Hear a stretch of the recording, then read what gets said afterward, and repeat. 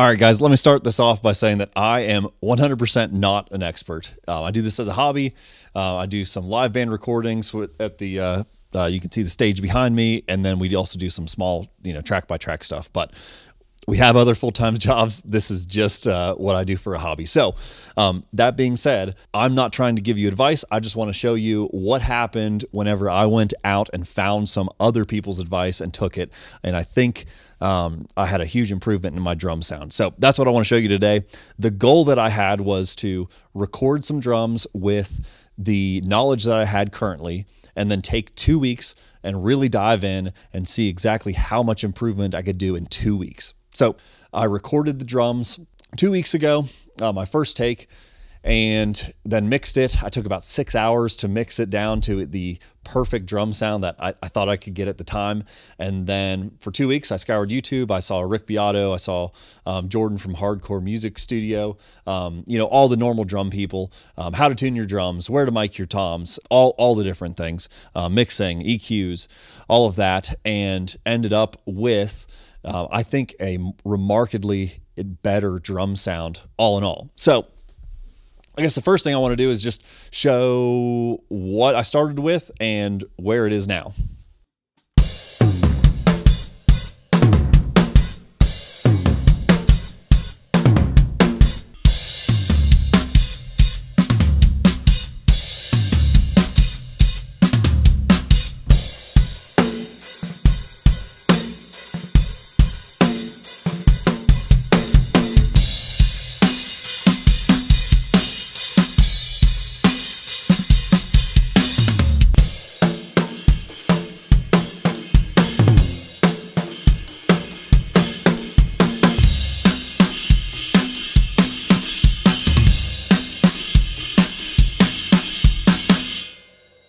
So I think you can say that's definitely an improvement. And I'm not going to tell you that that's the best sound in the world, but I think you can look at what I had spent 6 hours before doing, and then the most recent thing that I did in about an hour, and say, yeah, that definitely sounds much better. The biggest leap forward in this little experiment that I did actually was not with the drum tuning. It wasn't with the mic placement. It was actually in the EQing of the drums themselves. And what I found is Jordan from Hardcore Mix Studio, he gave out a cheat sheet, or he gives out a cheat sheet if you subscribe to his channel. Send him an email. He just gives you a cheat sheet on EQs, things to boost, things to cut from different drums for snares, kick, all the way through. And it is a cheat sheet. It feels like you are cheating.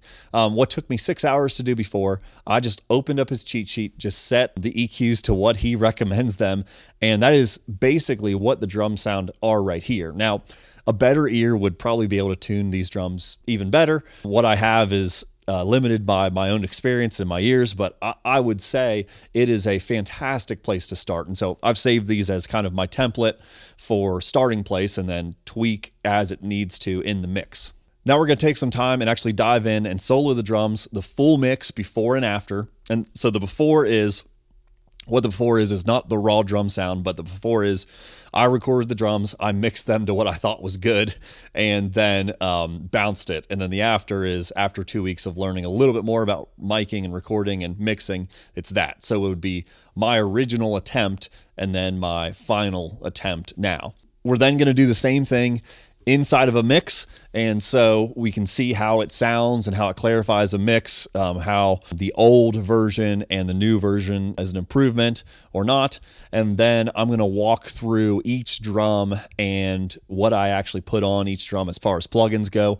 Again, I'm not qualified to teach this. These are what I ended up based on Jordan's cheat sheet and some of Rick Beato's videos. So I'll link those below. Please go watch them, or just feel free to tell me how wrong that I am, because I already know it, but you can tell me. So that's how I ended up getting those sounds. I probably ended up screwing up their system somehow. All right, so the first thing we're going to check is we're just going to solo each drum track, the before and after. Remember, the before is what I spent about 6 hours on. You'll be surprised, it might even just sound like the raw drum tracks, but that was my original mix. And then the after is what I ended up with, really after Jordan's mixing cheat sheet. So let's hear those back and forth and see what you think.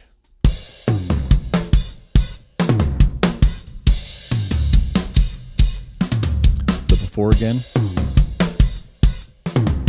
The after. So it really just sounds like there is a blanket over the before track. You can hear all the drums in the before track.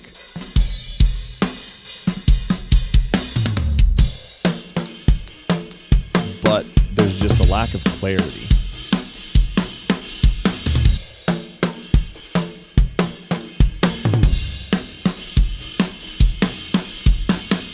So now that we've heard them solo, let's actually listen to them in the context of a mix.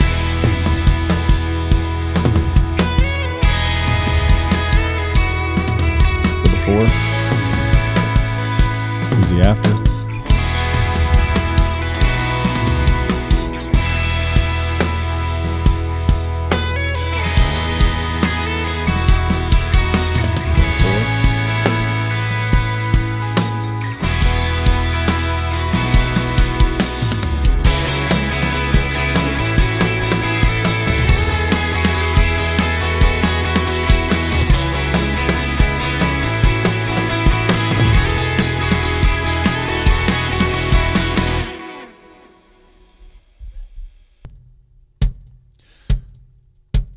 This is the raw kick track. We're going to go through all the raw tracks.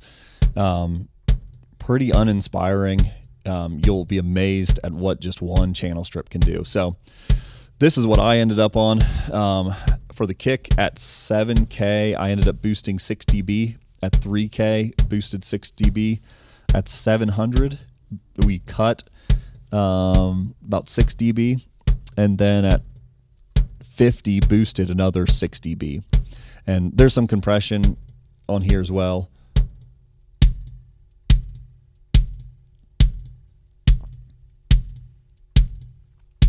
So you can see most of that is just EQ.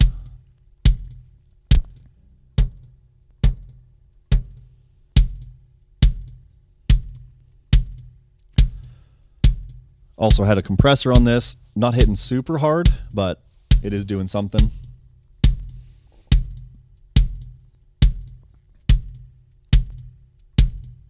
You can hear most of that sound, though, still from that original channel strip. Here, I ended up adding some sub bass. It felt like I was missing some.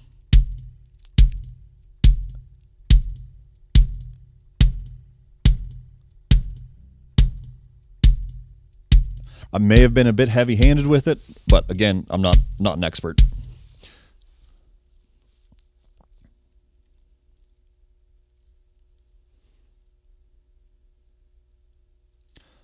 Moving on to the snare, the raw snare sound.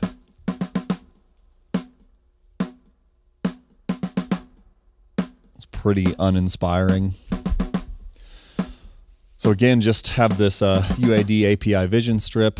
So at 5K, we're boosting 4 dB. At 3K, we are boosting 4 dB. At 500, we are cutting 9 dB. And then at 200, we are boosting 6 dB. You can also see in the bottom left what a difference that makes.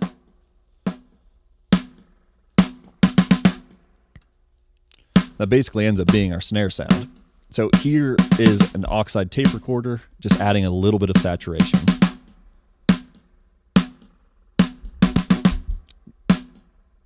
Not doing much, but it is doing a little bit of saturation.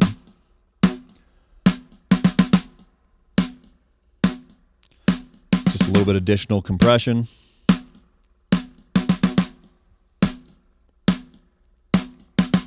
And then finally a little bit of reverb.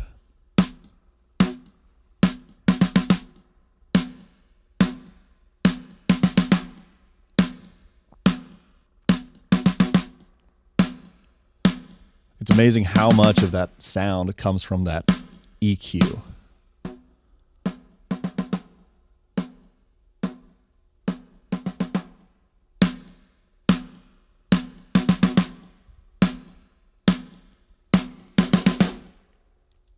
And so that's going to be a common theme going through here. We're going to look at the low tom now. And again, just fairly uninspiring.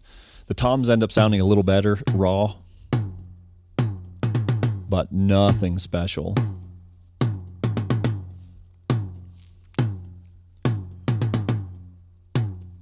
So again, just pull up the API Vision strip. At 7K, boosted 4 dB. At 5K, boosting 6 dB. At 500, cutting 6 dB. And then at 100, we're boosting 6 dB again.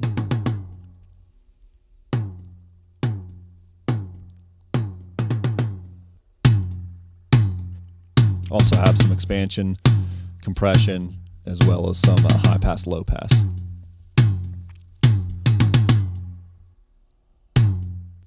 Running it into another 1176, just a little bit of additional compression.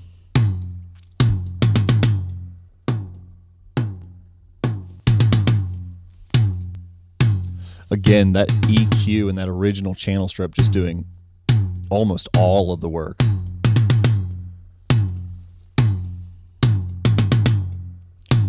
We're going to go to the low tom. Settings on the low tom are basically going to stay exactly the same.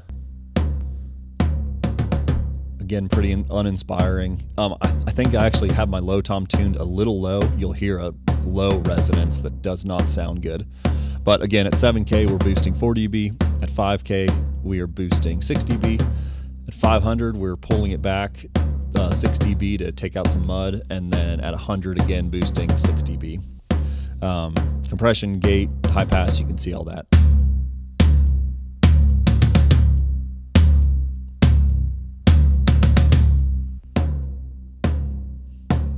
Just a crazy difference.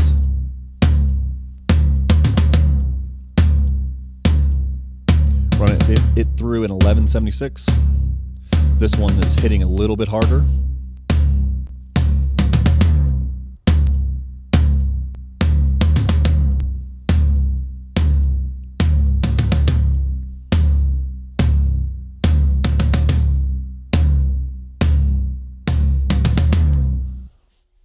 Going to look at the hi-hats now, or sorry, not the hi-hats, the overhead left and right. Didn't do much here. At 10K, just put 2 dB on top. At 800, we pulled it back 2 dB. At 500, pulled it back 6 dB. And then at for the low end, we didn't do anything here. And then just a low pass to cut off the high end a little bit, and then a high pass at 600. So really not much in the overheads, just kind of taking a little bit of the highs off with that shelf and then adding some clarity around 12 as well. And then again, just a little bit through the compressor to just glue it all together.